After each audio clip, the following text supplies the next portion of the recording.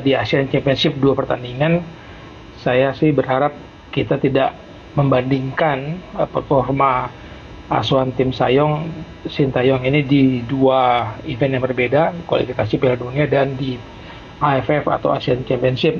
Jadi kalau sudah format frame kita sama, tidak membandingkan, ya memang harus ada penurunan ekspektasi. Dan bagi saya ini seperti kembali ke setelan awal bahwa fondasi sepak bola kita yang harusnya melahirkan sepak bola terbaik untuk tim nasional, meskipun di kategori usia U22 yang diturunkan ini kan kategorinya banyak yang muda, jauh dari ekspektasi saya untuk sebutan tim nasional ya. Kesalahan-kesalahan elementer terjadi, kemudian ketidak saling pengertian, chemistry yang terbangun sangat sulit dibilang bagus karena waktu persiapan mereka sangat mepet.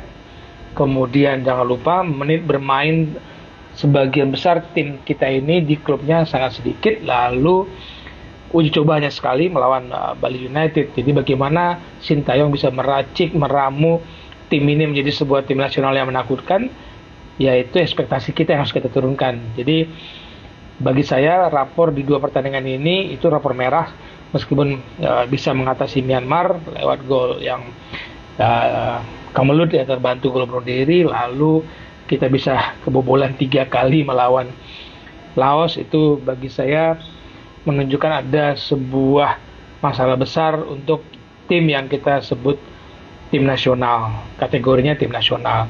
Meskipun PSSI tidak memberikan target juara, tapi kan ada upaya katanya memberikan yang terbaik.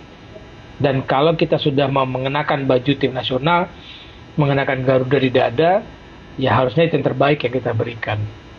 Lalu untuk lawan Vietnam, recovery kita memang sangat sedikit ya. Habis tanding lawan Laos di Solo, kita terbang sekitar 4 jam ke Hanoi, lalu ke Vietri, perjalanan darat lagi 1,5 jam. Jangan lupa prosesnya tidak hanya perjalanan tapi persiapan di bandara, bagasi segala macam, itu membutuhkan waktu yang cukup lama dan menyita energi. Bagi saya ini sebuah catatan merah bagi penyelenggara bahwa event ini tidak lagi membuat pemain sepak bola mengeluarkan kemampuan terbaiknya. Jadi wajar kalau dievaluasi. Bagi saya menghadapi Vietnam adalah wajar bila kemarin strategi kita salah, harusnya kita dapat 3 poin dari Laos, dan baru kita menurunkan kekuatan, memberikan kesempatan kepada teman-teman yang belum bermain. Itu sepertinya harus diubah lagi tuh oleh Sintayong, karena hitungannya kan kita 6 poin di 2 laga, lawan Myanmar, lawan Laos itu 6 poin, dan kita bisa membuka jalan ke semifinal. Jangan sampai kemudian juga kita runner up di grup B, takutnya ketemu Thailand di semifinal.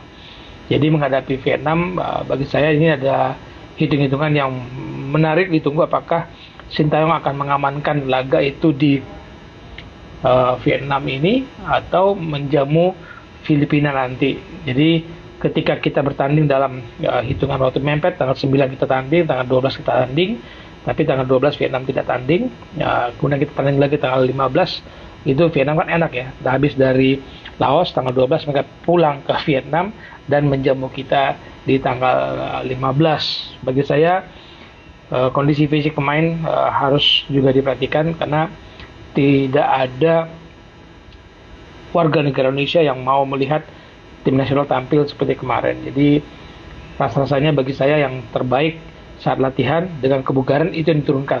Terlepas dia dibintang atau enggak, tapi siapa yang siap secara kondisi fisik, bagi saya itu. Karena secara strategi mau dimainkan pemain bintang kemarin, Pratama Arhan kah, mau Rafael Struij kah, mau Asnawi dari awal bermain, kalau begini caranya kita emang sulit ya. Bagi saya kita kehilangan sosok pemimpin, leader di tengah. Jadi pertanyaan berikutnya adalah apakah wajar Sintayong tidak memanggil pemain yang matang di liga atau main diaspora?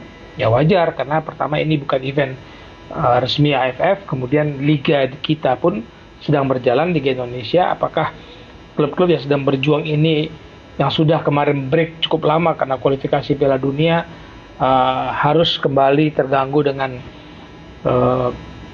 dipanggilnya 2 atau 3 pemain di ajang Asian Championship yang bukan kalender FIFA. Ya ini bagi saya adalah wajar kalau Sintayong juga tidak memberikan target tinggi, ya, dia memberikan target final. Jadi pemanggilan yang sangat wajar kalau kita mengacu pada apa sih tujuan kita. Kalau memang AFF ini Asian Championship bukan lagi tujuan, meskipun kita nggak pernah juara-juara di sini juga, tapi kalau bukan target ya sudah. Nextnya kita harus coba bergain kepada AFF selaku Federasi Asia Tenggara.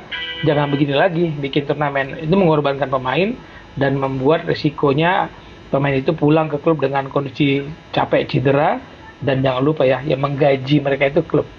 Jadi ada baiknya keputusan tidak memanggil pemain-pemain utama, pemain inti, pemain yang berpengalaman di tim nasional ini senior itu diikuti oleh usaha kita untuk mengubah konsep Piala ASEAN, turnamen ASEAN Championship ini.